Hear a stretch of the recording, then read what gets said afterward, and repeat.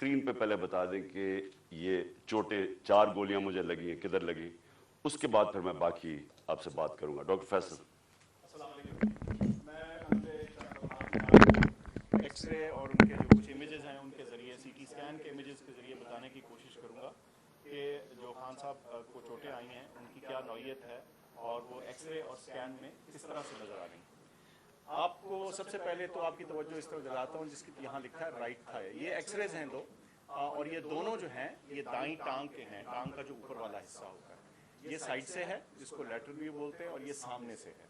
آپ دیکھ سکتے ہیں کہ یہاں 2 1 اور 2 اور یہ وہی 2 آپ کو 1 اور 2 سامنے سے نظر آ رہے ہیں ٹکڑے یا گولیاں جو ہیں. یہ اگر ہم پھر ٹانگ کے نچلے حصے پہ چلیں تو آپ کو 2 علاوہ اس کے ٹکڑے اور گولیاں نظر آ رہی ہیں، ایک یہ اور ایک یہ دوسری والی. اور آپ نوٹ کریں گے یہ جو دوسرا ہے اس نے ٹبیا کو، یہ جو ہڈی ہے ٹانگ کی نچلی جو اس کو ٹبیا بولتے ہیں، اس کے اوپر اس نے یہاں سے ڈیمیج کیا. اور جب آپ سائیڈ ویو دیکھیں تو واضح طور پہ نظر آتا ہے کہ جہاں اس نے فریکچر کاز کیا ہے یعنی ہڈی کا ٹکڑا اکھیڑا ہے اس سے. پھر یہ جو ہے یہ بائیں سائڈ ہے، لیفٹ تھائی کی ایکس ریز ہیں. یہاں بھی آپ نوٹ کریں گے کہ یہ چھوٹے چھوٹے کچھ ٹکڑے ہیں جو ایک بلکہ جو پٹالا یہ جو چھوٹی ہڈی ہوتی ہے سامنے گھٹنے کے اس کے بھی ساتھ ہے. یہ نسبتاً چھوٹے تھے اور انہوں نے شکر ہے بائیں سائڈ کے اوپر کوئی فریکچر کاز نہیں کیا. اچھا، اس کے علاوہ جو ہم آپ کو دکھانا چاہتے ہیں وہ یہ کہ یہ پھر سے دائیں ٹانگ نظر آ رہی ہے اور یہ جو بلٹ ہے یا جو اس کا فریگمنٹ ہے اس کے ساتھ یہ فریکچر ہوا واضح طور کے اوپر نظر آ رہا ہے. یہ دائیں سائڈ. اچھا، اسی طرح میں جو بہت اہم بات ہے آپ کو دکھانا چاہتا ہوں وہ یہ کہ اس اسکین کے اندر یہ جو آپ کو یہ دائیں ٹانگ ہے اور یہ جو لکیر نظر آ رہی ہے یہ یوں چلتی ہوئی یہ والی، یہ دائیں سائڈ کی مین جو آرٹری ہوتی ہے شریان ہے یہ وہ ہے. اور اس کے آپ دیکھ سکتے ہیں کہ ادھر اور اس کے بالکل قریب دوسری طرف جو بلٹ کے فریگمنٹس ہیں وہ نظر آ رہے ہیں. اس سے واضح ہوتا ہے کہ یہ جو ہماری مین آرٹری گزر رہی ہوتی ہے شریان گزر رہی ہوتی ہے اس کے کتنے قریب یہ ٹکڑے موجود ہیں. ایکسپلین تو کریں نا. اس کا یہ جو بڑی شریان ہوتی ہے ٹانگ کی، ظاہر ہے اس نے پوری ٹانگ کو بلڈ سپلائی کرنی ہوتی ہے، اس کے ذریعے بہت سارا خون جاتا ہے اور خدا نہ خواستہ اگر اس شریان کو کوئی انجری ہو یا یہ کٹ جائے تو پھر بہت تیزی سے بلیڈنگ ہوتی ہے. اور آپ کو میں نے دکھایا بڑا واضح طور پر صاف نظر آ رہا ہے کہ یہ اس شریان اس آرٹری کے کتنا قریب یہ ٹکڑے موجود تھے. ان کو نکال دیا گیا سرجری کے ذریعے دائیں طرف سے، اور 4 فریگمنٹ یا ٹکڑے جو ہیں ادھر سے نکالے جا چکے ہیں اور وہ جسے کہتے ہیں ہمارے پاس موجود ہیں. اور بائیں طرف سے کوئی ہمیں ٹکڑا نکالنے کی ضرورت اس لیے نہیں پڑی کہ وہ کسی میجر اسٹرکچر کو ٹچ نہیں کر رہے تھے یا خطرہ نہیں ڈال رہے تھے یا پوٹینشلی خطرہ نہیں ڈال رہے تھے. تو یہ جو 4 فریگمنٹ ہیں ان کی تصاویر بھی آپ کو دکھائی ہیں، اسکینز بھی، اور ان کی جو نوعیت ہے اور ان کا خطرے کی نوعیت ہے وہ بھی آپ کے سامنے میں نے رکھی. بہت شکریہ. جی شکریہ. کون سا کیمرہ جس میں نے بات کی؟ اس میں. جی اچھا جی، اس کے اوپر تو میں بعد میں آتا ہوں کہ یہ جو اٹیک کیا گیا اس کی میں تفصیل آپ کو بعد میں بتاتا ہوں، کیونکہ مجھے ایک دن جانے سے پہلے پتہ چل گیا تھا کہ یا انہوں نے وزیر آباد اور یا گجرات میں پلان کیا ہوا تھا مجھے مارنے کا، اور تو وہ اس کی میں تفصیل آپ کو بعد میں بتاؤں گا. اس سے پہلے میں صرف اپنی قوم کے سامنے ایونٹس رکھنا چاہتا ہوں جو پچھلے 6 مہینے میں ہوئے ہیں. یہ ضرور آپ کو سمجھنا ہے کہ اس قوم سے ہوا کیا ہے. مارچ 6 یا 7 کو مراسلات ہے. ڈونلڈ لو ایک American under secretary of state حکم کرتا ہے پاکستان امبیسڈر کو، بلکہ اس کو دھمکی دیتا ہے کہ اگر عمران خان کو نہ ہٹایا تو پاکستان کو مشکلات کا سامنا کرنا پڑے گا، اور اگر ہٹا دیا تو سب کچھ ٹھیک ہو جائے گا. اور اگلے دن اور نو کانفیڈنس موشن، عدم اعتماد کی تحریک جمع کروائی جاتی ہے اسمبلی میں، اور دیکھتے دیکھتے سارے ہمارے لوگ، ایک منڈی لگتی ہے سندھ ہاؤس میں اور لوگ بیٹھنا شروع ہو جاتے ہیں. یہ یاد رکھیں کہ گورنمنٹ کبھی ہارتی نہیں ہے نو کانفیڈنس. وہ کیوں نہیں ہارتی؟ کیونکہ گورنمنٹ کے پاس گورنمنٹ کے وسائل ہوتے ہیں.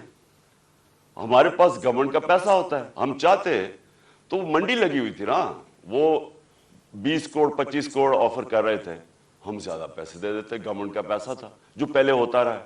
اور یہ جو پیسہ انہوں نے استعمال کیا یہ بھی چوری کا پیسہ تھا, یہ کوئی ڈکلیئرڈ پیسہ تو نہیں تھا, یہ بلیک کا پیسہ تھا, یا انہوں نے سندھ گورنمنٹ کا پیسہ خرچ کیا تو انہوں نے خرید لیے لوگ. ہم نے پرنسپل فیصلہ کیا کہ ہم اس آکشن کے اندر حصہ نہیں لیں گے, کیونکہ اگر ہم گورنمنٹ کا پیسہ استعمال کرتے ہیں تو ہم لوگوں کا پیسہ, عوام کا پیسہ چوری کرتے ہیں, جو عوام کی ان کا حق ہے. گورنمنٹ گر جاتی ہے, سارے سمجھتے ہیں کہ جناب اب تحریک انصاف کی قبر کھد گئی ہے, عمران خان ہمیشہ کے لیے گیا اور مٹھائیاں بٹے گی. لیکن پاکستانی قوم وہ کرتی ہے جو اس نے کبھی پہلے کیا ہی نہیں. تو 10 تاریخ کو, اور میں آپ کو خود کہہ رہا ہوں 10 اپریل کو, میں خود ہی حیران کہ جو شام کو سینز دیکھے, جو لوگ سڑکوں کے اوپر آئے, جس طرح لوگ نکلے, میں بشرا بیگم کے ساتھ بیٹھا تھا تو ہم خود حیران رہ گئے کہ یہ ہوا کیا ہے. ہوا یہ کہ یہاں 90 کی دہائی میں 2 حکومتیں کرپشن میں نکالی گئی. جب وہ کرپشن میں جاتی تھی اور اسٹیبلشمنٹ نکالتی تھی, لوگ مٹھائیاں بانٹتے تھے. پھر جنرل مشرف آ گیا, 2 دفعہ کرپشن میں ان گورنمنٹس کو نہ کہ وہ خود اس نے مارشل لاء لگا دیا. لوگوں نے مٹھائیاں بانٹی, لوگ ان کی کرپشن سے تنگ تھے, ان 2 جماعتوں کی. اس کے بعد جنرل مشرف نے ان کو NRO دے دیا, وہ واپس آ گئے. فیصلہ جنرل مشرف نے کیا NRO دینے کا جب اس کے پاس رائٹ ہی نہیں تھا کہ عوام کا پیسہ چوری, کرپشن کا مطلب ہوتا ہے عوام کا پیسہ چوری ہونا. تو عوام کا پیسہ چوری ہوگا اور جنرل مشرف معاف کر دیتا ہے ان کو, وہ آ جاتے ہیں اور 10 سال 4 گنا پاکستان کا قرضہ بڑھتا ہے. کرپشن کیسز انہی دوروں میں ان کے بنتے ہیں. یہ جو اب NRO لے رہے ہیں 2, یہ 95% کرپشن کیسز اس 10 سال کے بنے ہوئے تھے. 4 گنا پاکستان کا قرضہ بڑھ جاتا ہے. مجھے لوگ ووٹ دیتے ہیں اس لیے کہ لوگ ان سے تنگ تھے. اور اس کے بعد وہی اسٹیبلشمنٹ فیصلہ کرتی ہے کہ اب چینج کی وقت آ گیا اور وہ ان کو واپس لے آتی ہے, اور یہی کانسپریسی ہوتی ہے باہر, ایک بیرونی کانسپری اندر, اور یہ فیصلہ ہو جاتا ہے. کہتے ہیں جی ہم نیوٹرل ہو گئے ہیں. نیوٹرل کا کوئی بھی مطلب لے لیں, مطلب تو یہ ہے کہ انہوں نے پتا تھا کہ سازش ہو رہی ہے, راستہ نہیں روکا, یہ آ جاتے ہیں. اب ہوتا کیا ہے, اسٹیبلشمنٹ کو اس ملک میں عادت پڑ گئی تھی کہ جدھر وہ لوگوں کو دھکیلیں گے لوگ ادھر چلے جائیں گے. جب وہ چینجز لے کے آتے ہیں مٹھائیاں بنتی ہیں. اسٹیبلشمنٹ کو یہ عادت تھی. ان کو ایک دھچکا پڑا کہ اس باری پاکستانی قوم نے فیصلہ کیا کہ نہیں, یہ جو 30 سال سے ملک کو چوری کر رہے ہیں ہم ان کے ساتھ نہیں جانا چاہتے, اور اس لیے وہ پبلک سڑکوں پہ آ گئی. میں نے عوام سے میں اٹھا ہوا ہوں. میں نے تو میری کسی ملٹری اسٹیبلشمنٹ کے اندر میری پارٹی تو نہیں بنی تھی, جس طرح نواز شریف بنا تھا یا جس طرح ذوالفقار علی بھٹو بنا تھا. میں تو 22 سال سٹرگل کر کے عوام سے اوپر آیا تھا, تو میں نے تو عوام میں واپس جانا تھا. اور عوام نے جس طرح میں اب کیا کہوں, میری پذیرائی کی, جس طرح انہوں نے میری حوصلہ افزائی کی, میں تو خود ہی اس پہ بھی حیران رہ گیا. گرمی کی انتہا, یعنی اس باری اپریل اور مئی دنیا میں کہتے ہیں کہ پاکستان سب سے گرم ملک تھا, اتنی گرمی تھی, اور ایک سے ایک بڑا جلسہ پبلک نے آنا شروع ہو گیا. ہم نے ایک لانگ مارچ اناؤنس کی 25 مئی کو. جب ہم نے لانگ مارچ اناؤنس کی تو انہوں نے 3 لانگ مارچز ہمارے خلاف کی. ہم نے سمجھا کہ آئین اور قانون ہمیں اجازت دیتا ہے, ہم نے ان کو کہیں روکا نہیں تھا, ہم نے ان کو اجازت دے دی, تو یہ بھی ہمیں آنے دیں گے. انہوں نے جو تشدد کیا, جو لوگوں کے گھروں میں 2 دن پہلے راتوں کے 3 بجے جا کے انہوں نے جس طرح کا تشدد کیا, نہ چادر نہ چار دیواری, لوگوں کو اٹھا کے لوگوں کو جیلوں میں ڈالا. کس وجہ سے؟ اس کے بعد انہوں نے جب وہ پرامن احتجاج ہوا وہاں اسلام آباد میں, ان کے اوپر شیلنگ, فیملیز نکلی ہوئی ہیں, उनके ऊपर उन्होंने शेलिंग की। और हम हैरान कि क्या इनके लिए जायज है लॉन्ग मार्च और हमारे लिए नहीं है। ऊपर से पहले आप बैरूनी साजिश के तहत आए, फिर सारे चोरों को ऊपर बैठा दें, हम एहतजाज करें तो हमें भेड़ बकरियों की तरह डंडे मारें। तो उसके बाद इन्होंने समझा कि पार्टी बिल्कुल ही खत्म हो जाएगी, मम्मी डैडी पार्टी है, यहाँ तो औरतें बच्चे आते हैं, तो इन्होंने समझा कि खत्म हो जाएगी। और ये समझे नहीं पाकिस्तानी कौम को, क्योंकि बंद कमरों में जब फैसले होते हैं आपको नहीं पता कि ग्राउंड के ऊपर क्या हो रहा होता है। जो इंफॉर्मेशन ये लेते हैं, अगर इनकी इंफॉर्मेशन ये करेक्ट होती तो इस मुल्क में इतने ज्यादा हादसे ना हुए होते। इंफॉर्मेशन किधर से आती है, ग्राउंड का सिचुएशन नहीं पता। जब देख रहे हैं कि पब्लिक निकली हुई है और उन्होंने रिजेक्ट कर दिया इनको, कौम नजर आ रहा है कि इंपोर्टेड गवर्नमेंट को रिजेक्ट कर रही है, बजाय वो साइंस देखने के लिए जिस तरह भेड़ बकरियों को मार मार के सीधे नहीं करते, वो शुरू हो गया करना। बाय इलेक्शन आया 17 जुलाई को। 17 जुलाई के बाय इलेक्शन में सारी गवर्नमेंट की मशीनरी इस्तेमाल हुई। इलेक्शन कमीशन ने हर किस्म की धांधली की इनके लिए। ईवीएम मशीन उसने इसलिए नहीं आने दी क्योंकि इन दोनों पार्टीज ने जाली वोट्स रजिस्टर करवाई हुई हैं हर हल्के में। नहीं तो कॉमन सेंस है कि सारी टेक्नोलॉजी का इस्तेमाल करें। जो 2015 के अंदर जो जुडिशल कमीशन बैठी थी धांधली पे, उसमें एक चीज वाजे होगी कि अगर आप ईवीएम मशीन ले आए तो 90% धांधली खत्म हो जाती है। इन्होंने जान के नहीं आने दी, इस इलेक्शन कमीशन ने रोका। इन दोनों पार्टीज इन्होंने मुखालफत की और हैंडलर्स ने मुखालफत की, क्योंकि मैनिपुलेट नहीं हो सकते इलेक्शन। उसके बाद बटन दबाओ तो रिजल्ट आ जाता है। हम हैरान, हम चाह रहे फ्री एंड फेयर इलेक्शन। पहली दफा गवर्नमेंट ने कोशिश की और इन्होंने अपोज किया। उसके बावजूद पीटीआई स्वीप कर जाती है, तहरीक इंसाफ जीत जाती है, सारे दंग रह जाते। फिर भी साइंस नहीं पढ़े कि कौम किधर खड़ी है। उसके बाद मजीद और प्रेशर, धमकियां, और उसके बाद क्या होता है कि एक चेंज होता है, एक हैंडलर आ जाता है Islamabad, Faisal, general Faisal, major general Faisal. वो कह के आता है कि मैं अब तुम्हें बताऊंगा कि मैं कैसे इनको सीधा करता हूं। और सख्तियां शुरू हो जाती हैं। जो तहरीक इंसाफ के लिए मीडिया कवर कर रहे हैं उनके लिए सख्तियां, जो जर्नलिस्ट तहरीक इंसाफ को फेवर कर रहा है उनके ऊपर सख्तियां।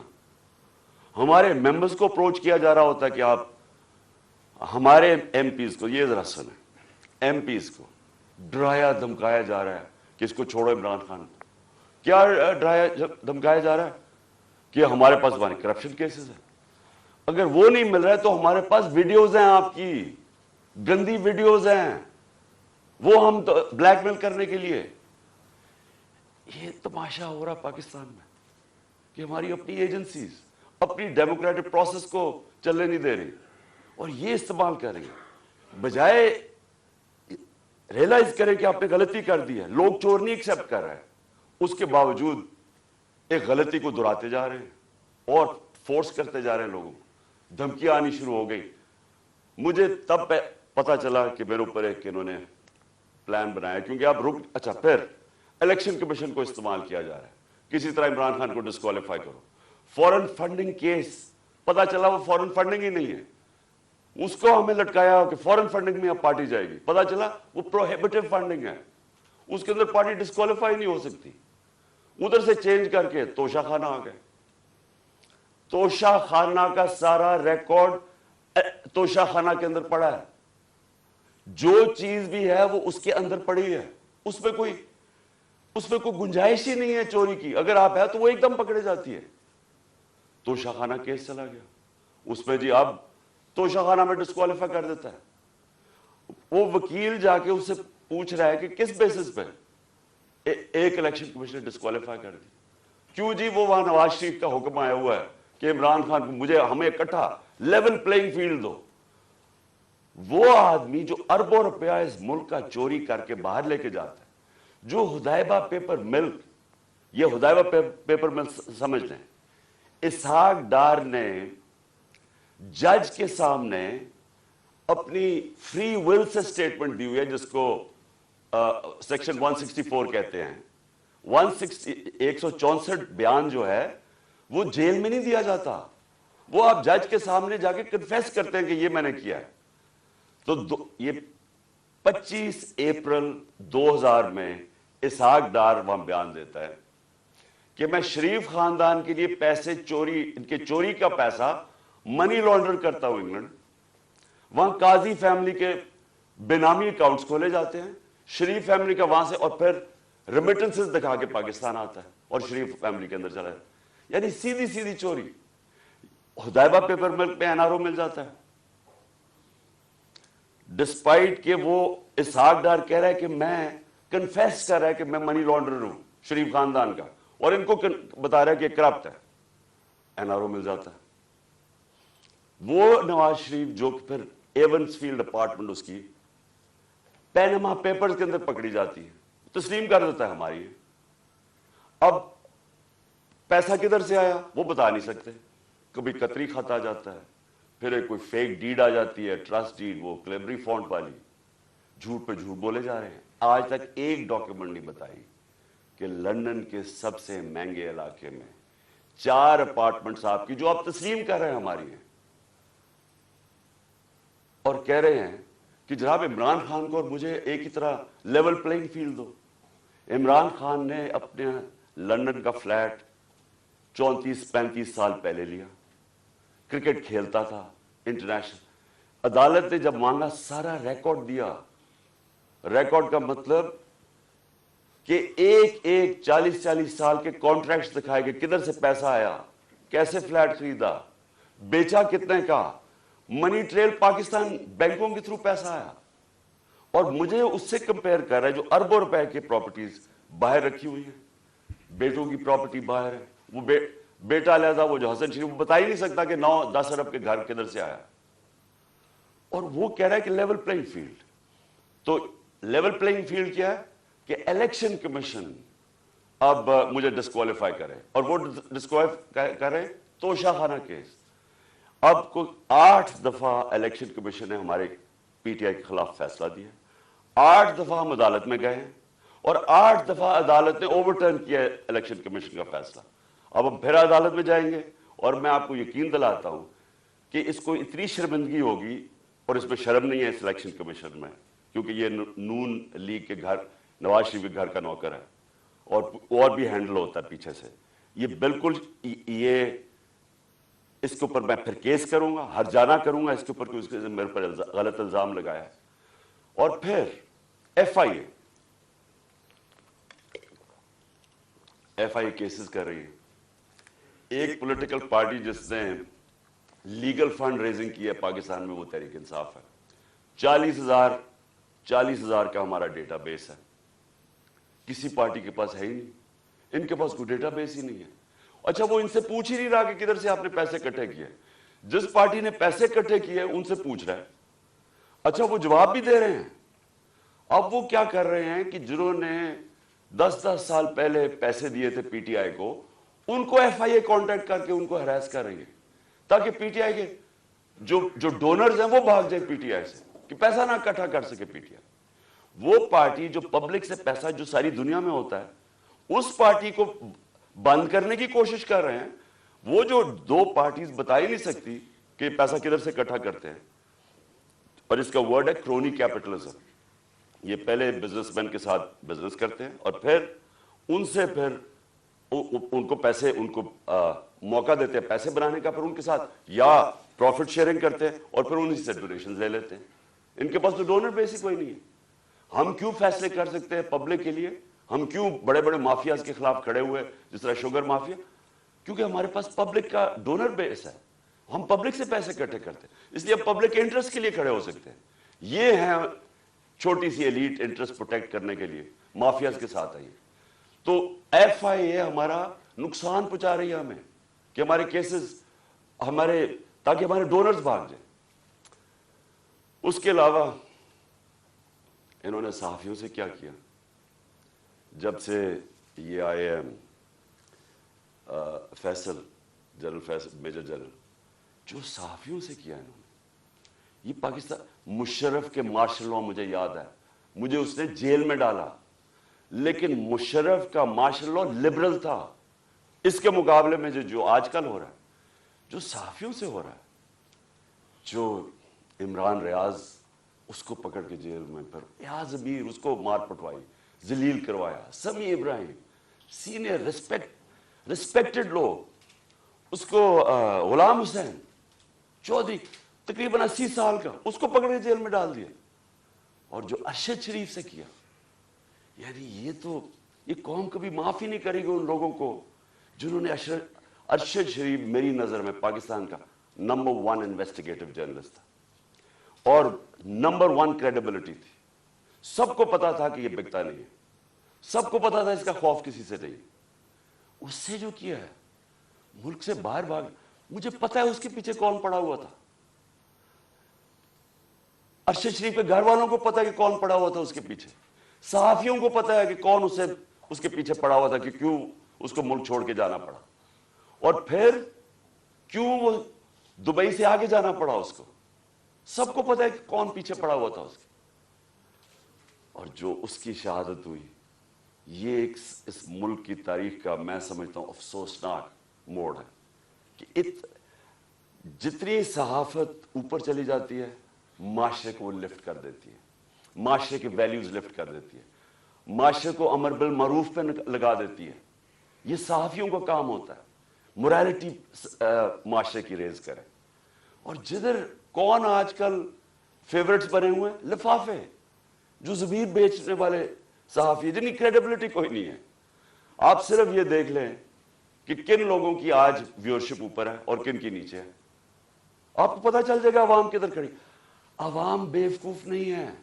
ये जो अवाम आपको बार बार मैसेजेस बता रही है कि वो एक अब्राहम लिंकन की सेइंग है कि you can't fool all the people all the time.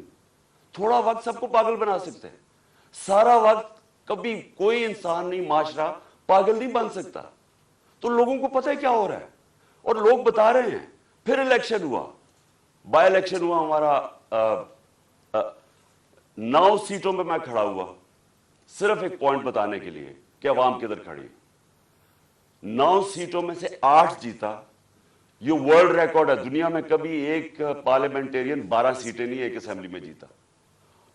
फिर अवाम बता रही है वो किधर खड़े हैं, लेकिन नहीं, अवाम की नहीं सुननी। किसी तरह इमरान खान को डिस्क्वालीफाई करो, किसी तरह इसके ऊपर केसेस बनाओ, किसी तरह इसको गंदा करो, इसके ऊपर मड स्लिंगिंग करवाओ, इसको साबित करो कि जनाब ये भी बाकियों की तरह है, और ये साबित करो कि जनाब यहां पॉलिटिशियंस ये तो सारे एक ही तरह के हैं और जो भी फैसला होगा वो पीछे बैठ के हैंडलर्स करेंगे। लेकिन जब इन्होंने देखा जलसे रिकॉर्ड, मैं पता नहीं 60-70 कितने जलसे कर बैठा हूं, मैंने कभी पाकिस्तानी कौम को ऐसे नहीं निकलते देखा। इलेक्शन रिजल्ट्स आपके सामने, इन्होंने फैसला किया, और फैसला पहले किया मुझे मरवाने का। 4 लोगों ने बंद कमरे में फैसला किया मुझे मरवाने का। मैं टीवी पे जाके लोगों को बताया कि इन्होंने फैसला किया। मैंने वीडियो बनाई, 4 लोगों के नाम मैंने दिए, मैंने वीडियो बाहर रखी हुई है कि अगर मुझे कुछ हुआ ये वीडियो रिलीज करेंगे, ताकि ये 4 लोग ये ना हो कि यहां हमेशा कोई मर जाता है तो उसका कोई पूछता नहीं है बाद में। तो मैं कहा ताकि कौम दुनिया को पता हो, मेरे मुल्क को पता हो कि किसने ये किया है। उसके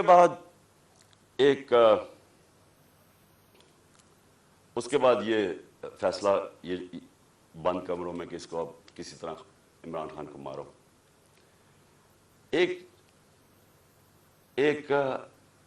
अच्छा, और मुझे खबरें किधर से आती है, अब मैं ये भी आपको बता दूं कि मुझे कैसे पता चलता है। एक तो मैं गवर्नमेंट में 3.5 साल रहा, मेरी रिलेशनशिप्स हैं, इदारों के अंदर लोगों को मैं जानता हूं, एजेंसीज के अंदर लोगों को मैं जानता हूं।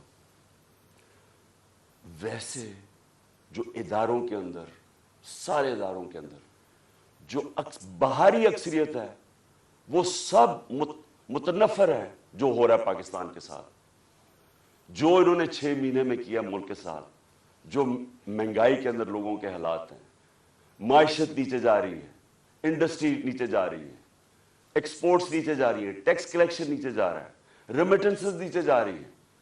जो किसान है, जो रिकॉर्ड हमारी 17 साल में ग्रोथ रेट थी एग्रीकल्चर में, ज़राअत में 4.5%, वो आज नीचे चले गए। तो लोग इनसे तंग हैं और लोग मुझे बताते हैं कि ये क्या साजिशें चल रही हैं। तो दूसरी इन्होंने साजिश क्या की, इन्होंने, और इसके ऊपर अब मैं आने लगा हूं, ये जो हुआ, ये जो मुझे ये गोलियां लगी, ये साजिश क्या थी। इन्होंने फैसला किया कि एक ऐसा सलमान तासीर टाइप कत्ल करो इमरान खान। इसके ऊपर पहले इसे कहो कि जनाब ये इसने मजहब की तौहीन की है या तौहीन रसालत की है। उसके ऊपर कोई इन्होंने टेप्स टूप्स बनाई, उन्होंने वो रिलीज भी की, वो लोग चलाए और वो नून लीग के लोग उसको प्रोजेक्ट करना शुरू हो गए। पता था मुझे कि कौन इसको प्रोजेक्ट कर रहा है। हमें यह इतना आसान है आजकल के ज़माने में पता चलवाना, क्योंकि ये तो डिजिटल वर्ल्ड है, आप पता चलवा सकते हैं किस अकाउंट से चीज़ें प्रोजेक्ट की जा रही हैं। तो ये पहले तो ये प्रोजेक्ट किया गया कि इमरान खान ने दीन की तौहीन की है। उसके बाद प्लान इनका ये था, जो इन्होंने किया इस दिन ये वजीराबाद में, कि कहेंगे जी दीनी इंतहा पसंद इमरान खान को कत्ल कर दिया जिस तरह सलमान तासीर को किया, क्योंकि इसने कोई मजहब की तौहीन कर दी। ये प्लान बना। मैंने ये प्लान जलसे के अंदर 24 सितंबर को अवाम के सामने रखा, और मैं ये चाहता हूं कि ये बिल्कुल इसी स्क्रिप्ट के ऊपर हुआ जो कि वजीराबाद में हुआ। तो ये पहले जरा मैं चाहता हूं आप सारे ये जरा एक दफा देखें कि ये हुआ क्या था, ये मैंने क्या कहा था 24 सितंबर को।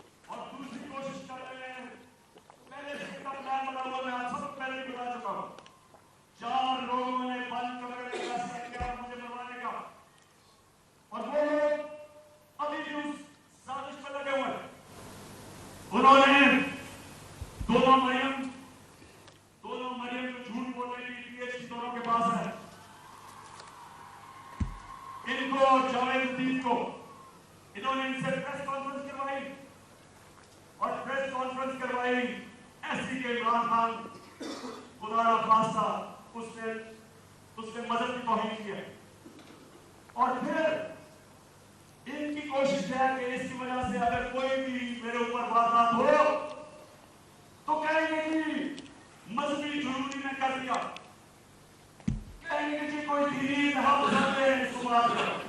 ये करना है, लेकिन मैं आज आप सबको कह रहा हूं, सारे पाकिस्तान में मैं फिर रहा हूं, मुझे अपनी जान से ज्यादा मुझे पाकिस्तान की आजादी की फिक्र है। 24 सितंबर ये जलसे में मैंने कहा, प्लान का मुझे पता चल गया था। और ये जो वजीराबाद हुआ, अब मैं आपको वजीराबाद पे आता हूं कि ये हुआ क्या। इन्होंने लॉन्ग मार्च, हम जलसे करते हुए हमने लॉन्ग मार्च का फैसला किया। लॉन्ग मार्च से डर गए, पब्लिक इन्होंने देख ली थी कि हमारे साथ हैं, और इन्हें पता था कि मैंने अब जो गलतियां की थी पिछली बारी, और मुझे पता चल गया था इनका प्लान है, मैंने अब एक और प्लान बनाया हुआ था। और मैं आज ये अभी एंड में मैं आपको बताऊंगा कि मार्च का करना क्या है। लेकिन मुझे पता था कि जो आवाम ने निकलना है इस बारी, चाहे ये जितनी मर्जी पुलिस बुला लें, चाहे रेंजर्स बुला लें, चाहे टीयर गैस शेल्स तैयारी कर लें, जब अवाम का समुंदर निकलता है, वो कहते हैं no power can stop an idea उस टाइम इज कम। जब एक नजरिए का वक्त आ जाता है, उसको कोई नहीं रोक सकता। तो इनको, मुझे पता था कि इस्लामाबाद में, और इंशाल्लाह ये मैं साबित करूंगा, इतनी पब्लिक ने आना है कि इस मुल्क की तारीख में कभी पब्लिक इतनी निकली नहीं है। और वो ये भी खौफजदा थे, हैं बड़े बुज़दिल। आपको पता है करप्ट लोग, दो किस्म के लोग बड़े बुज़दिल होते हैं, एक जालिम और एक करप्ट। ये हमेशा बुज़दिल होते हैं। करप्ट इसलिए कि उन्होंने पैसा बचाना होता है, क्योंकि उन्होंने चोरी का पैसा बनाया होता है। सारा वक्त डर होता है कि कहीं चोरी का पैसा ना चला जाए, और वो फिर उस पैसे को बचाने के लिए हर इंतहा पे जाते हैं। और दूसरे जो जालिम लोग होते हैं, जालिम हमेशा बुज़दिल होता है, क्योंकि वो डरपोक होता है, वो जुल्म करता है लोगों पे। अब 3 लोगों ने ये प्लान बनाया और मुझे क्या, अच्छा ये वो 3 लोग नहीं हैं जो 4 लोगों के मैंने नाम पहले बताए थे जिन्होंने पहले फैसला किया था, जिनके ऊपर मैंने टेप बनाई, ये 3 और हैं। मुझे कैसे पता चला? मुझे फिर अंदर से लोगों ने बताया। एक दिन पहले, वजीराबाद से पहले, इन्होंने जब देखा क्राउड बढ़ते जा रहे हैं और ऐसे क्राउड्स के कभी पाकिस्तान में नजर नहीं आए जीटी रोड के ऊपर, इन्होंने प्लान बनाया मुझे मारने का। और यही स्क्रिप्ट, दीनी इंतहा पसंद कुछ करेगा, इमरान खान तो बड़ा दीन के खिलाफ है, इससे तो इस्लाम दुश्मनी कोई नहीं है, ये तो ये प्लान बन गया। और 3 लोगों ने बनाया। सबसे पहले राना सनाउल्लाह। राना सनाउल्लाह ने क्यों बनाया? क्योंकि राना सनाउल्लाह एक कातिल है। राना सनाउल्लाह और शहबाज शरीफ ने जब मॉडल टाउन में वो 12 लोगों को कत्ल किया था और 70 लोगों को गोलियां लगी थी, सबके सामने नहाते लोगों के ऊपर गोलियां चलाई थी मॉडल टाउन। वो क्यों चलाई थी? क्योंकि ताहिरुल कादरी ने 1 साल पहले पीपल्स पार्टी की गवर्नमेंट के अंदर लॉन्ग मार्च की थी और ये डरे हुए थे आते साथ ही, क्योंकि उसने कहा मैं फिर करूंगा नून लीग की गवर्नमेंट में, ये डरे हुए थे। इन्होंने वो जो जुल्म किया वहां मॉडल टाउन में, ये दोनों शहबाज शरीफ और राना सनाउल्लाह, और ये क्या कहना चाहते थे? ये पैगाम देना चाहते थे, खौफ तारी करना चाहते थे कि कहीं वो इस्लामाबाद ना आ जाए, वो पब्लिक ना निकला है। तो इन्होंने वहां लोगों को कत्ल किया। ये राना सनाउल्लाह, इसने याद रखे लॉन्ग मार्च से बचने के लिए लोग कत्ल करवाए थे मॉडल टाउन के। इसी राना सनाउल्लाह के ऊपर आबिद शेर अली, इनके मिनिस्टर के बाप ने, का 18 कत्ल किए इसने। कब्जे ग्रुप और हर किस्म की, ये 2 नंबर काम करता है फैसलाबाद में, सब फैसलाबाद जानता है इसको। तो इनके इसके लिए कोई जान, इंसानी जान की अहमियत नहीं है। इनके लिए सिर्फ अपने मकसद और पैसा और चोरी। दूसरी तरफ शहबाज शरीफ, शहबाज शरीफ के ऊपर ह्यूमन राइट्स वॉच की रिपोर्ट है या एमनेस्टी इंटरनेशनल की रिपोर्ट है। 1990 यानी 1997 में जब चीफ मिनिस्टर था और 99 तक जब चीफ मिनिस्टर रहा, इसने कोई 900 कत्ल करवाए थे पुलिस मुकाबले में। आबिद बॉक्सर ने टीवी के ऊपर आके स्टेटमेंट दी थी कि ये कैसे लोगों को मरवाता था पुलिस मुकाबले में। यही शहबाज शरीफ, जब इसका एफआईए में 16 अरब का जो केस था और 8 अरब का उसमें नैब में, तो जो 16 अरब के केस थे, जो नौकरों के, मुलाजिमों के नाम में रमजान शुगर मिल के इन्होंने पैसा लिया और फिर अपने खानदान में बांटा। इन्होंने 5 मुलाजिमों को, वो मरे हार्ट अटैक से, 2 आते साथ ही 2 महीने में 5 गवाह मरे। और जो छठा डॉक्टर रिजवान था, जो इन्वेस्टिगेट कर रहा था इनकी एफआईए की, जिसने इन्वेस्टिगेट किया था ये इनका जो फेक अकाउंट्स और ये जो नौकरों के नाम पैसा लिया था, वो भी हार्ट अटैक से मरता। यहां डॉक्टर्स बैठे हुए हैं, आपको बताएंगे कि एक तरीका होता है इंड्यूस्ड हार्ट अटैक का, पता भी नहीं किसी को चलता क्या हो। तो कभी किसी ने इन्वेस्टिगेट नहीं किया कि आते साथ ही लोग एकदम 2 महीने में 6 लोग हार्ट अटैक कैसे मर गए। कभी किसी ने ये नहीं इन्वेस्टिगेट किया कि राना सनाउल्लाह के ऊपर जो कोई एक कस्टम ऑफिसर किया, वो कोई इसका इन्वेस्टिगेट, इसकी कोई इन्वेस्टिगेशन थी, उसने कैसे एकदम खुदकुशी कर ली। उसके बाद ये 2 इन्होंने इस प्लान के अंदर ये शामिल हुए और साथ मिल गया इनके general, major general Faisal. Faisal क्यों? फैसल इसलिए मिल गया, एक तो डर्टी हैरी के ऊपर वादा करके आया था कि फिक्र ना करो, मैं इनको ठीक करता हूं, आप मेरे पे छोड़ दें, मैं इनको, इस पार्टी को ठिकाने लगाता हूं। और उस जो मैंने शुरू में बताया कि धमकियां, ये वो, जो इसने जुल्म करना है, सोशल मीडिया के लोगों को, बच्चों को उठा लें कि तुमने ये क्यों किया, मार के फेंटा फूटा लगा के उनको घर ले आए, घर भेज दे। खौफ फैलाया हुआ कि फिक्र ना करो, जिस तरह हम कोई दुश्मन है, हम कोई बैरूनी लोग हैं जो कि मुल्क के गद्दार हैं, इस तरह ट्रीट किया। तहरीक इंसाफ जो मदद करे ये जनाब फैसल साहब हम करेंगे। और इसने क्या किया, पहले शहबाज गिल, उसको इसने उठाया, टॉर्चर किया, उसको नंगा किया, तस्वीरें खींची, तशद्दुद किया, और उसका जो अभी तक वो रिकवर नहीं किया जो उसे किया।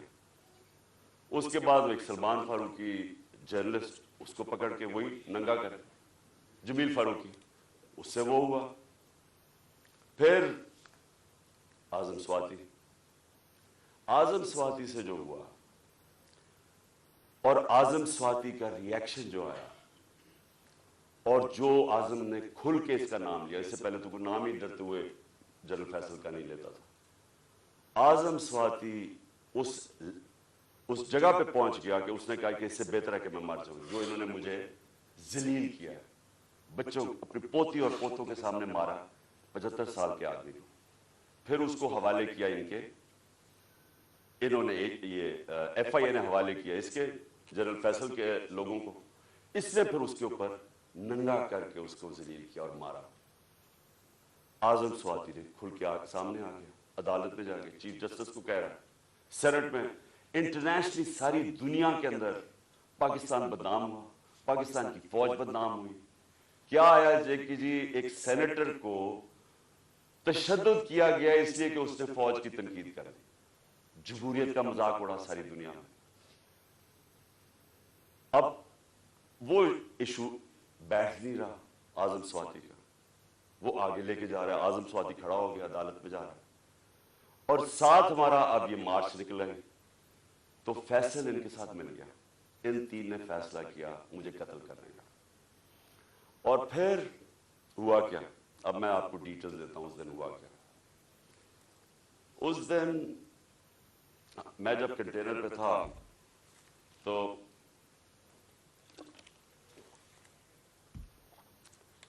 एकदम गोलियों का एक बर्स्ट आता है, मेरी टांग पे गोलियां लगती हैं, मैं गिर जाता हूं। और जब मैं गिर रहा होता हूं तो दूसरा बर्स्ट आता है। ये एक बर्स्ट इधर से आता है और दूसरा बर्स्ट आगे से आता है। दो आदमी थे, और जब मैं गिर रहा होता हूं तो मेरे ऊपर से गोलियां जाती हैं। यानी कि अगर ये सिंक्रोनाइज कर देते, मेरे ख्याल में इनका इसमें मैंने बचना ही नहीं था। अगर ये दोनों जो मेरे किन्होंने इकट्ठे अगर मारना था तो उसने इधर से मारना था, तो ये तो जिधर से इसने मारना था इसने बचना ही नहीं था, क्योंकि सामने से मारना था, वो साइड से मारा था। तो जब मैं गिर रहा था तो ऊपर से गोलियां गई, और फिर भी क्योंकि मैं गिर गया था, मेरे ख्याल में उसने सोचा होगा, ऊपर जो बैठा हुआ था उसने सोचा कि अब ये मार गया, और वो वहां से चला गया। अब जो चीज समझने की है वो ये कि एक तो पकड़ा गया जुनूनी, उसको कहा जी ये तो बड़ा कोई दीनी जुनूनी, कोई इंतहा पसंद है। ये इंतहा पसंद नहीं है, इसके पीछे पूरा प्लान था। ये प्लान पूरा हम अब अनकवर करेंगे, और मैं आपको बताऊं इसके साथ और लोग मुलव्वस हैं, और ये प्लान अब का नहीं पहले का बना हुआ है। और वो जो असल लोग हैं जिन्होंने वहां से गोलियां चलाई थी, जिन्होंने असल में इसका फिर भी मैं बच जाता, उन्होंने मारना था, और ये आदमी और हमें नुकसान पहुंचाता। दो हीरो ना निकल आते, एक तो शहीद मौजम, मैं उसको आज सलाम पेश करता हूं, दो बच्चों के साथ गया हुआ, वो मेरी और दूसरा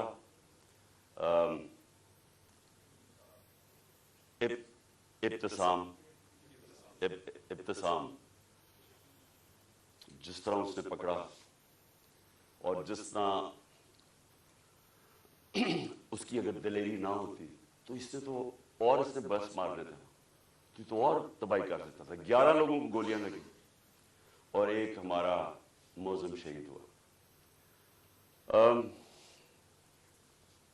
अब हमने FIR रजिस्टर करने की कोशिश की है, सब डरते हैं क्योंकि कई इदारे ये कानून से ऊपर है। میں آج جنرل باجوہ سے سوال پوچھتا ہوں کہ کیا فوج کا وقار اوپر جائے گا یا نیچے جائے گا اگر جو آپ کی فوج پہ کالی بھیڑیں غلط کام کر رہی ہیں، ظلم کر رہی ہیں، انسانوں پہ تشدد کر رہی ہیں، اگر آپ ان کے اوپر ایکشن لیں گے تو فوج کا وقار اوپر جائے گا، لوگ عزت کریں گے فوج کی. لیکن اگر یہ ہے کہ فوج میں ایسے لوگ بیٹھے جو ہمیں بھیڑ بکریوں کی طرح سمجھ رہے ہیں، مار داڑ کر کے، ڈرا دھمکا کے، اگر سمجھ رہے ہیں کہ اس طرح فوج کا وقار اوپر چلا جائے تو نفرتیں بڑھ رہی ہیں. آپ کے ایک میجر جنرل نے جو میرے خیال میں غداری میں پکڑا گیا، امریکہ کے لیے غداری کر رہا تھا، آپ نے اس کو سزا دی، فوج کا وقار اوپر گیا، غلط کام کر رہا تھا. تو کیا یہ اب میجر جنرل فیصل اس کی تفتیش ہونے دیں گے آپ؟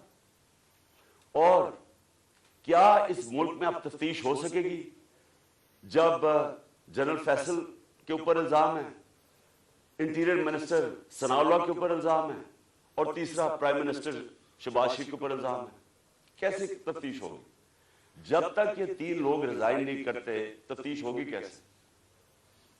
اور ادھر میں جنرل باجوہ آپ سے بھی فوج کے وقار کے لیے کہہ رہا ہوں کہ یہ پاکستانی فوج کو نقصان پہنچا رہے ہیں اس طرح کی کالی بھیڑیں، یہ جو سمجھتے ہیں کہ ہم انسان ہی نہیں ہیں، بھیڑوں کو کبھی ادھر موڑ دو کبھی ادھر موڑ دو، آج وہ چور ہیں کل وہ این آر او مل گئے تو اچھے ہو گئے ہیں، آج پھر آپ ان کو چور بنا دیں گے کل پھر بھیڑی. ہم انسان ہیں، انسانوں کو جانوروں کی طرح نہ ٹریٹ کریں. اور انسان کسی وقت آگے کھڑا ہو جاتا ہے، اور یہ قوم کھڑی ہو گئی ہے. یہ میں آج آپ کو بتا دوں، دو راستے اب اس قوم کے سامنے، یا ایک پرامن انقلاب آئے گا اور یا خونی انقلاب آئے گا، اور تیسرا راستہ نہیں ہے. کیونکہ میں نے 6 مہینے میں اس قوم کو جاگتے دیکھا ہے، قوم کھڑی ہو گئی ہے. یہ جو شعور کا جن ہے یہ بوتل سے نکلا ہے، یہ اندر نہیں جانے لگا. اب فیصلہ صرف یہ کر لیں کہ ہم پرامن طریقے سے اس ملک کے اندر چینج لے کے آئیں گے، جو کہ بیلٹ باکس کے ذریعے آئے گا صاف اور شفاف الیکشن کے لیے، یا وہ جو ایران میں ہوا تھا ہوگا، تباہی ہوگی، جو سری لنکا میں لوگ سڑکوں پہ آ جائیں گے، کیوس ہوگا. یہ جماعت جس کو ان تین لوگوں نے مجھے قتل کرنے کی کوشش کی اور اللہ نے بچایا، جس طرح ابھی ڈاکٹر فیصل نے کہا کہ یہ جو گولی میری یہ ادھر اوپر کی ٹانگ پہ لگی، وہ ایک گولی میری جو وہ اصل آرٹری ہے اس کے نیچے سے نکل گئی اور ایک اس کے پاس آ کے رک گئی. اگر وہ رپچر ہو جاتی تو 20 منٹ میں انسان مرتا ہے، 20 منٹ میں سارا خون نکل جاتا ہے. اگر تو سیدھا ہاسپٹل نہ ہو 20 منٹ میں مر گیا آدمی. تو اللہ نے اگر مجھے یہ بچایا ہے، جو مجھے آج زندہ رکھا ہے، یہ صرف اللہ کا کرم ہے. انہوں نے تو پوری کوشش، کوئی کسر نہیں چھوڑی تھی. انہوں نے تو ایک ادھر سے اور ادھر سے سامنے والے نے مارنا تھا. اور پھر سوال میں پوچھتا ہوں، سب سے بڑی پاکستان کی پولیٹیکل پارٹی، اس کے سربراہ، جو واحد فیڈرل پارٹی رہ گئی ہے پاکستان میں، یہ 2 فیملی پارٹی سکڑ کے چھوٹی چھوٹی پارٹیز رہ گئی ہیں. میں چیلنج کر کے جاؤں گا سندھ میں، اور انشاءاللہ یہ زرداری مافیا کو سندھ میں ہرا کے دکھاؤں گا آپ کو. سندھ کے لوگ اس سے تنگ ہیں، ان کو سب سے زیادہ غلام ادھر بنایا ہوا، ان کو وہ سب سے زیادہ آزادی طلب کر رہے ہیں. اور یہ شریف خاندان، میں چیلنج کرتا ہوں، یہ کدھر کسی سیٹ پہ میرے سے مقابلہ کرے. نواز شریف آئے، کہتے ہیں نا اسے آئے، اتنی کوششیں کر رہی ہیں، این آر او سب کو دے دیا ہے، سارے چوروں کو منی لانڈرر ساروں کی عید ہو گئی ہے. وہ کہتی ہے مریم لیول پلینگ فیلڈ، چیلنج کرتا ہوں کسی سیٹ پہ پنجاب میں میرے سے مقابلہ کر رہے ہیں، کیونکہ پبلک چینج ہو گئی ہے. یہاں ایک جاگی ہوئی قوم ہے، ان کو بھیڑوں کی طرح نہ ٹریٹ کریں. اور چیف جسٹس صاحب، میں آپ سے مخاطب ہوں، دیکھیں یہ ملک ترقی نہیں کر سکتا جب تک رول آف لا نہیں ہوگا. میں ساری دنیا پھرا ہوں، 70 سال میری عمر ہے. میں نے مغربی دنیا اندر سے دیکھی ہوئی ہے. میں جب 18 سال کا انگلینڈ گیا تو میں نے پہلی دفعہ رول آف لا دیکھا. مجھے تو پتہ ہی نہیں تھا کیونکہ ہم تو ملٹری ڈکٹیٹرشپ میں بڑے ہوئے تھے یہاں 60s میں. تو پہلی دفعہ میں نے ایک فلائی ریاست دیکھی, وہ کیا ہوتی ہے, اور رول آف لا دیکھا کہ قانون سب کے لیے ایک برابر. کوئی طاقتور وہاں قانون کے اوپر نہیں تھا, کوئی وہاں قبضہ گروپ نہیں تھے. ان کی عدالتیں ان کو ان کمزور کی حفاظت کرتی ہیں. وہاں اگر آپ کے پاس پیسے نہیں ہیں, لیگل ایڈ دیتی ہیں کہ ایک عام آدمی جا کے عدالت میں کیس لڑ سکے. وہاں کسی کی جرت نہیں ہے, کسی طاقتور کی جرت نہیں ہے کسی پہ ظلم کرے. اس لیے وہ کامیاب معاشرے ہیں, اس لیے وہاں خوشحالی ہے. میرے سامنے میری زندگی میں دیکھتے دیکھتے سنگاپور, جو ایک پاکستان کا مقابلہ ہی نہیں کوئی کر سکتا تھا, پاکستان سب سے تیزی سے ترقی کر رہا تھا 60s میں. ہم تو مثال تھے دنیا کی. اور کہاں سنگاپور ہمارے ساتھ, ہمارے سے نیچے شروع ہوا. آج ہمارا جو پر کیپٹا انکم ہے وہ پتہ نہیں $2000 ہوگا, سنگاپور کا $60,000 ہے. کیونکہ ان کے اسٹیٹسمن لی کوان یو نے سب سے پہلے زور لگایا قانون کی بالادستی قائم کرنے کے لیے. اور اس نے, جب قانون کی بالادستی ہوتی ہے تو کرپشن ختم ہوتی ہے. کرپشن تب ہوتی ہے جس ملک کے اندر قانون کی حکمرانی نہیں ہوتی, جب کوئی قانون سے اوپر نہیں ہوتا, جب کسی کو این آر او نہیں ملتا, جب لوگوں کو پتا ہوتا ہے کہ آپ جرم کریں گے, آپ جتنے بھی طاقتور آپ کو سزا ملے گی. صرف تب ایک معاشرے کے اندر انصاف ہوتا ہے اور وہ معاشرے میں پھر خوشحالی آتی ہے. ہمارے نبی صلی اللہ علیہ وسلم نے مدینہ کے اندر غربت تھی لیکن انہوں نے پہلے انصاف قائم کیا, عدل اور انصاف. فلاحی ریاست بنائی اور عدل اور انصاف قائم کیا. رحم دل ریاست بنائی اور عدل انصاف قائم کیا. اس کے بعد خوشحالی آئی, پہلے خوشحالی نہیں آئی. ہم کیوں نہیں آگے بڑھ رہے؟ میں ابھی آپ کے سامنے مثال دے رہا ہوں کہ ملک کی سب سے بڑی پارٹی کا جو سربراہ ہے اس کو انصاف نہیں مل رہا. اس کو ایسے جو میرے سے چیف جسٹس صاحب جو 6 مہینے میں میرے سے کیا گیا ہے, میں آپ کو یقین دلاتا ہوں کہ کوئی ملک اپنے دشمن سے نہ کرے. میں وہ پاکستانی ہوں, اس ملک کے سارے ہائیسٹ سول ایوارڈ جیتے میں نے. سب جانتے ہیں کرکٹ کی دنیا میں نے پاکستان کی عزت بڑھائی, کم نہیں کی. یہ شوکت خانہ میں بیٹھا ہوں, یہ انٹرنیشنل راؤنڈ ہاسپٹل ہے, 75% کینسر کے مریضوں کا مفت علاج کرتا ہے, سب سے بڑا خیراتی ادارہ ہے. دوسرا پشاور میں کھلا ہے, تیسرا کراچی میں کھول رہے ہیں جو اس سے بھی بڑا ہوگا. 2 یونیورسٹیز بنائی ہیں, القادر یونیورسٹی جو کہ 100% فری ڈگریز دے رہی ہے لیڈرشپ کے اندر, سیرت نبی کے اندر, اور دوسری طرف نمل یونیورسٹی جدھر 90% اسٹوڈنٹس کو مفت تعلیم مل رہی ہے اور 85% جیسی ڈگری لیتے ہیں ان کو نوکریاں مل جاتی ہیں. 2 یونیورسٹیز, 2 ہاسپٹل, تیسرا ہاسپٹل. یہ دنیا میں کوئی جانتے ہیں کسی پولیٹیشین نے ایک بھی بنایا ہو, کوئی اس ملک کی تاریخ میں کسی نے کچھ کیا ہو. اور پھر ایک پارٹی بنائی جو کہ سب سے بڑی آج پارٹی ہے پاکستان, 12 سیٹیں جیتا. اگر میرے سے یہ ہو رہا ہے, میرے گھر کے اوپر میرے نوکروں کو پیسے دیے گئے میرے خلاف جاسوسی کرنے کے لیے, ڈیوائس رکھنے کے لیے, گھر کے نوکروں کو میری فون کالز, جو میری پرائم منسٹر کی فون کال تھی ان کی ریکارڈڈ کر کے ریلیز کی گئی ریکارڈنگ, آفیشل سیکرٹس ایکٹ کی وائلیشن ہے. لوگوں کو جو ہمارے ڈونرز تھے ان کو ڈرایا دھمکایا گیا. ہر حربہ جو استعمال ہو سکتا ہے کہ ایک دشمن کے خلاف وہ میرے خلاف, یعنی یہ میسج پہنچواتا ہے یہ جو الیکشن کمیشن ہے, جی میں نہیں کہہ رہا, پیچھے سے مجھے حکم ہے. ایف آئی اے والے جو کہہ رہے ہم نہیں کہہ رہے جی ہمیں پیچھے سے حکم ہے. وہ 25 مئی میں وہ جو پولیس والوں نے ظلم کیا تھا ہمارے, ہم کیا کریں جی ہمیں پیچھے سے حکم ہے. یعنی یہ ایک پاکستان کی جمہوری پارٹی سے مذاق ہو رہا ہے, ظلم ہو رہا ہے. یہ قوم کو تباہ کر رہے ہیں, قومیں تباہ ہوتی ہیں ایسے. ईस्ट पाकिस्तान में क्या हुआ था? सबसे बड़ी जो जमात इलेक्शन जीती, उसी के खिलाफ मिलिट्री एक्शन कर दिया।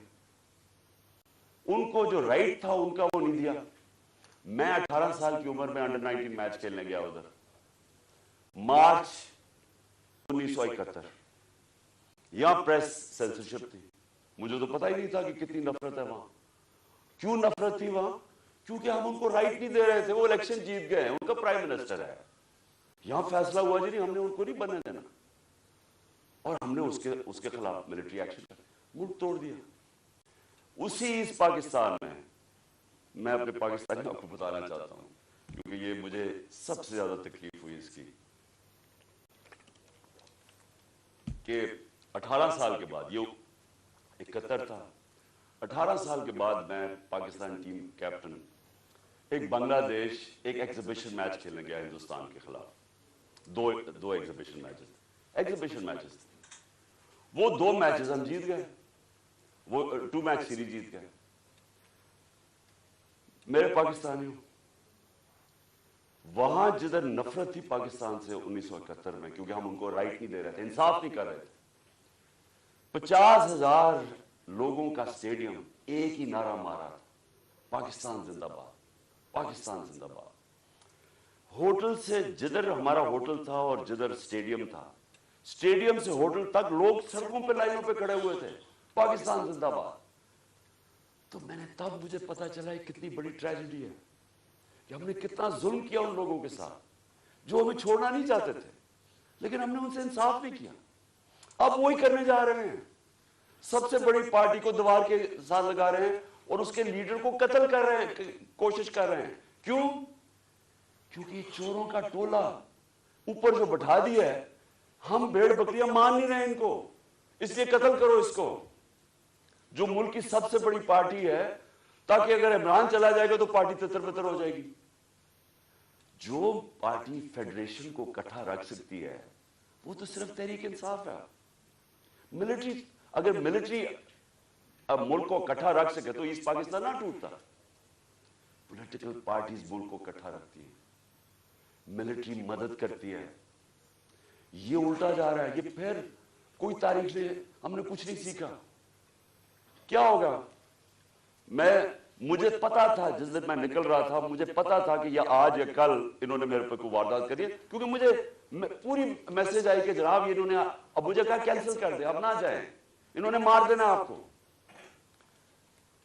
पहले तो मैंने सोचा कि क्या ये वाकई करेंगे, क्या ये वाकई ये कर लेंगे कि ये एक मुल्क की, एक कौम को नुकसान पहुंचाएंगे अपने छोटे छोटे मफादात के लिए, वो अपने पैसे बचाने के लिए, क्योंकि उनको सारा डर ये है कि अब ये चोरी का पैसा है, ये जो NRO है हमने जो ले लिया है, अब कहीं इमरान खान आके इसको रिवर्स ना कर दे बस, तो उन्होंने तो कत्ल और जाना सलाम, इनसे क्या एक्सपेक्ट करते हैं।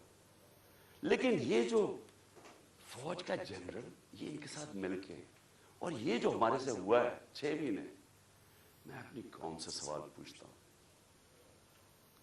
कि क्या हम, अब हमारा अब ये सवाल है, हमने अपने आप से पूछना, क्या हमने ऐसे ही रहना है या हमने अपनी तकदीर बदल के आजाद होना है? आजादी के लिए कुर्बानियां देनी पड़ती हैं। मुझे पता था कि इन्होंने वारदात करनी है, मुझे पता था एक या उस दिन होनी थी या अगले दिन होनी थी, लेकिन मेरा ये ईमान है कि अगर आप इन चोरों की गुलामी के नीचे रहना, इससे बेहतर है जिंदा ना रहो। मैं ये तय करके आया, और मैं जैसे ही ठीक होऊंगा मैं फिर निकलूंगा सड़कों पे, फिर मैं कॉल दूंगा,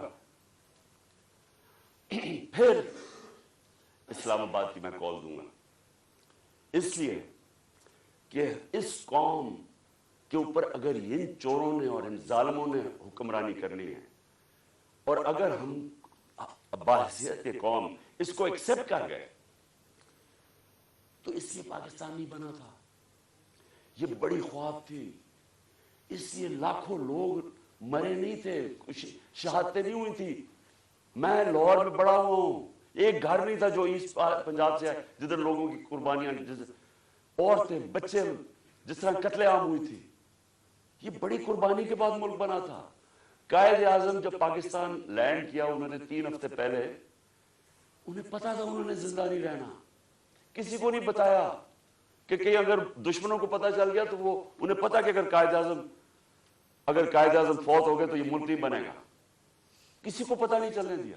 اور 3 ہفتے پہلے لینڈ کرتے ہیں کراچی, تو ایڈمرل جو ان کا اسسٹنٹ تھا اسے کہتے ہیں میں نہیں سمجھتا تھا کہ میری زندگی میں پاکستان بنے گا.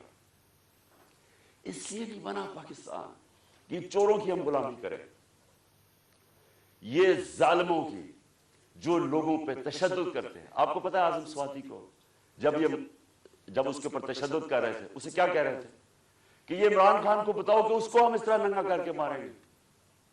یہ ہمارے لوگ ہیں, یہ اس ملک کی سیکیورٹی کے لیے ہیں, اور یہ اس کو کہہ رہے ہیں اس کو کہ عمران خان کو پیغام دو کہ اس کو اس طرح ہم ننگا کر کے ماریں گے.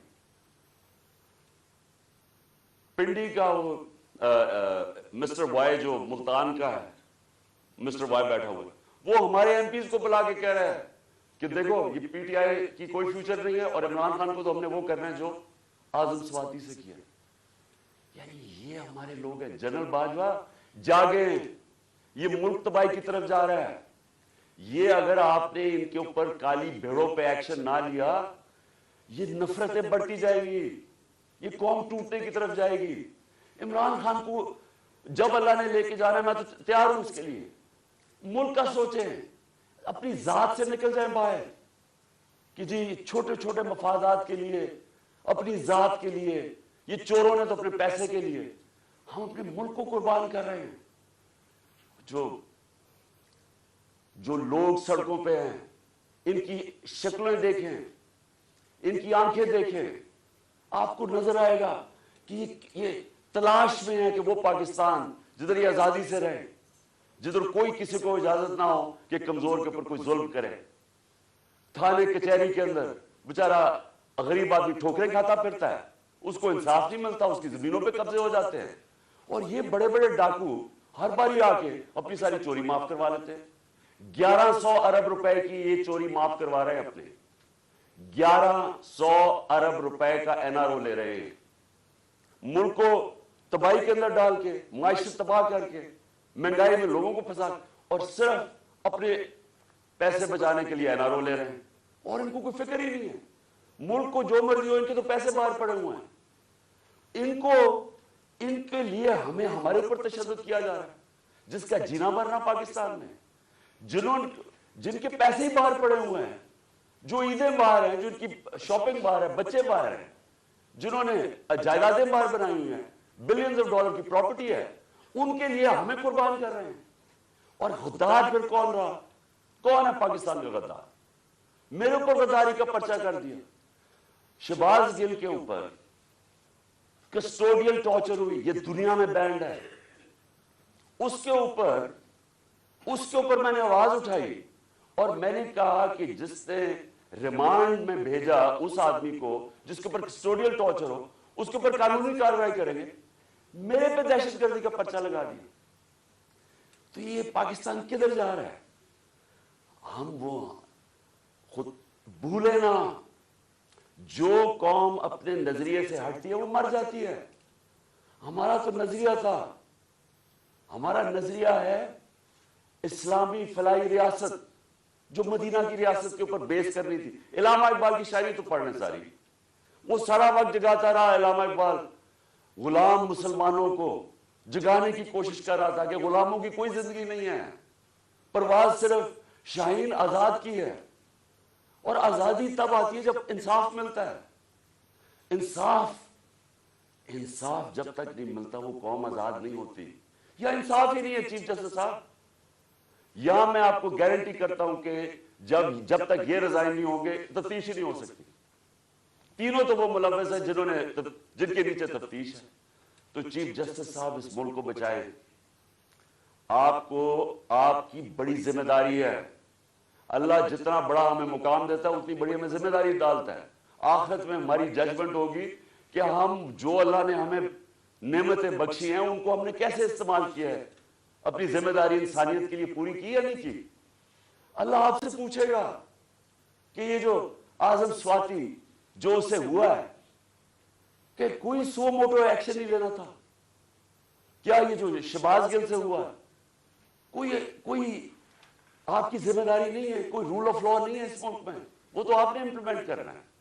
اگر طاقتور کے لیے ایک قانون ہے، کمزور کے لیے دوسرا ہے، ملک کی تو فیوچر ہی کوئی نہیں ہے۔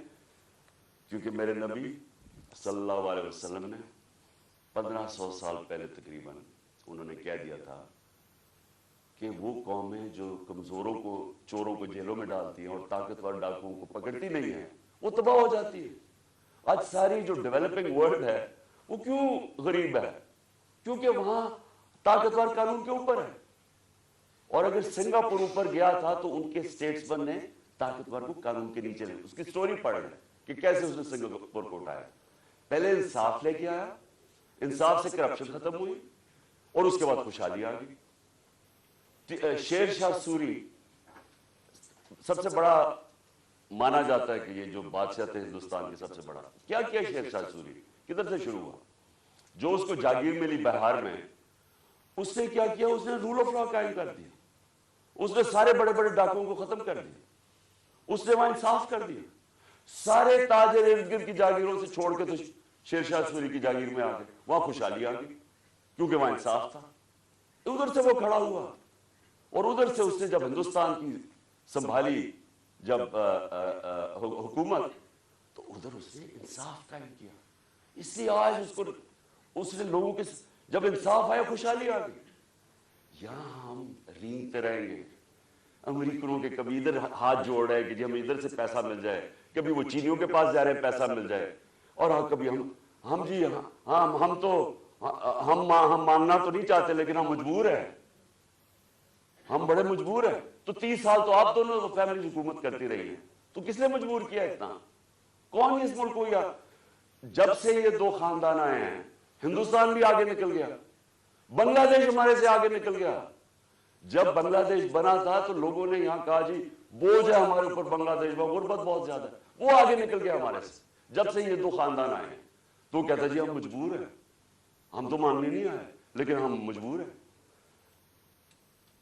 آخر میں اپنے سارے پاکستانیوں کو جو پیغام دینا وہ یہ ہے کہ دیکھیں، آپ نے سب نے، میں نے فیصلہ کیا پھر سے کہ جیسے ہی میں یہاں سے ٹھیک ہوں گا میں سیدھا سڑک پہ، اور میں نے اسلام آباد کی کال دے دی۔ آپ سب سے میں صرف یہ کہتا ہوں کہ اپنے بچوں، اپنے مستقبل کے لیے آپ نے کبھی کمپرومائز نہیں کرنا اپنی آزادی کے لیے۔ غلام قوم دنیا میں اس کی عزت نہیں ہوتی۔ ہر ایک پاسپورٹ پوچھے ہمارے پاکستانیوں سے کیا ہوتا ہے، دنیا عزت نہیں کرتی، اور وہ قوم اوپر ہی نہیں جا سکتی۔ اگر ہم نے یہ غلامی کر کے اوپر جانا تھا تو ہم کب 40 سال سے تو میں جانتا ہوں غلامی کر رہے ہیں۔ وہ کوئی امریکن آتا ہے اس کے پیر میں گر جاتے ہیں، کوئی گورا رنگ دیکھتے ہیں اس کے جوتے پالش کرنے شروع کر دیں۔ وہ جب سازش ہو رہی تھی تو مجھے یاد ہے کہ امریکن وہ عورت کوئی امریکن ایمبیسی سے مریم نواز کو ملنے گئی، وہ گھر سے باہر گئی اس کو ریسیو کرنے میں، اسے ایسے ملے جیسے کوئی برطانیہ کی پتہ نہیں کوئی ملکہ آ گئی۔ اس کے سامنے صرف لیٹ ہی نہیں گئے کہ میرے اوپر سے چل کے جاؤ، جا کے اس کے جوتے نہ گندے ہو جائیں۔ یہ اپنے آپ کو ہم ذلیل کرتے ہیں ساری جگہ دنیا کے اندر، کیونکہ ہم بیکاریوں کی طرح پھرتے ہیں، قومی غیرت کھو بیٹھے۔ اور کیوں نہیں ہم آگے بڑھ سکتے؟ کیونکہ انصاف نہیں ہے، انصاف نہیں ہے، خوشحالی نہیں ہے، انصاف نہیں ہے، آزادی نہیں ہے۔ تو میرے پاکستانیوں، آپ نے سب نے جب تک یہ 3 لوگ ریزائن نہیں کرتے آپ نے پروٹیسٹ کرنا ہے، آپ نے سڑکوں پر پروٹیسٹ کرنا، آپ کو آپ کا آئین رائٹ دیتا ہے۔ ظلم اور ناانصافی کے خلاف کھڑا ہونا آپ کا دین آپ کو حکم کرتا ہے، جہاد کرنا ہے۔ جہاد کیا ہے؟ ظلم کے سامنے کھڑے ہونا، ناانصافی کا مقابلہ کرنا، اپنی آزادی کے لیے کھڑے ہونا۔ یہ آپ کا فرض ہے۔ اور اللہ نے کیوں کیا ہوا ہے؟ کیونکہ اللہ کو پتہ ہے کہ غلام کی کوئی پرواز نہیں ہے۔ تو انصاف इंसाफ आपको आजाद करता है, और आजाद की परवाह है, तो इसलिए आपने सबने निकलना है, आपने पूरी तरह इस प्रोटेस्ट के अंदर हिस्सा लेना है और इन तीनों की रेजिग्नेशन मांगनी है, क्योंकि जब तक ये तीन रिजाइन नहीं करते, ये जो केस है ये आगे नहीं बढ़ेगा, इसकी तफ्तीश नहीं होगी, क्योंकि कंट्रोल करते हैं सब कुछ है, FIA सारी एजेंसीज इनके कंट्रोल के नीचे, तो कैसे इंसाफ मिलेगा। जनरल बाजवा को भी कहना, मैं आपको आज कह रहा हूं कि ये जो जनरल, ये फैसल, मेजर जनरल फैसल कर रहा है, ये इस मुल्क को तबाही की तरफ लेके जा रहा है। फौज इस मुल्क की जरूरत है। हम जो मेरी तरह के लोग आजाद सोच ही नहीं सकते जिंदगी आजादी के अलावा, वो चाहते हैं कि हमारी फौज मजबूत हो, क्योंकि मजबूत फौज ही हमें आजाद रखेगी। ये कमजोर कर रहा है फौज को, इन हरबों से हमारी फौज कमजोर हो रही है। हम जब तनकीद करते हैं, तामीरी है, ये अपनी फौज को कमजोर करने के लिए नहीं हम कर रहे हैं। हम आपको आज कह रहे हैं, सारी कौम आपको कह रही है कि ये चोरों के साथ हमने नहीं चलना। कौम आपको बार बार कह रही है, ना ये करें कि हमें डंडे मार मार के ये फैसल कि जी नहीं आपने भेड़ बकरियों की तरह इनके साथ चलना, नहीं चलना इन्होंने, और इंतशार की तरफ जा रहा है कौम। सो मेहरबानी करें, इसको रिजाइन करवाएं, इसके ऊपर पूरी तफ्तीश करें किसने किस किस्म का जुल्म किया है। आजम स्वाति के ऊपर जो हुआ है, जो शहबाज गिल के ऊपर हुआ है, जो जमीर फारूकी के ऊपर हुआ है, नंगा करके कौन सी कौम इजाजत देती। कभी सुना है अमेरिका के अंदर, अमेरिका के अंदर, यूरोप में किसी आजाद कौम में सुना है कि इस तरह आजादी राय के ऊपर किसी को नंगा करके मारे और फिर धमकियां दें आगे से कि ये बता दो कि इमरान खान से भी यही होगा। यानी ये हमारी एजेंसीज है, इनका ये काम है कि मुल्क को ही कमजोर करो। तो प्रोटेस्ट होगा जब तक ये तीन रिजाइन नहीं करेंगे। जैसे मैं ठीक होऊंगा, मैं सड़क पे फिर आ रहा हूं और मैं इस्लामाबाद कॉल दूंगा, आप तैयार रहें। इंशाअल्लाह अल्लाह ने मुझे बड़ा बचाया है, मुझे एक नई जिंदगी दी है और मेरे में अज़म दे दिया है कि मैं अपनी कौम की आजादी के लिए पूरी तरह लड़ूं। पाकिस्तान जिंदाबाद।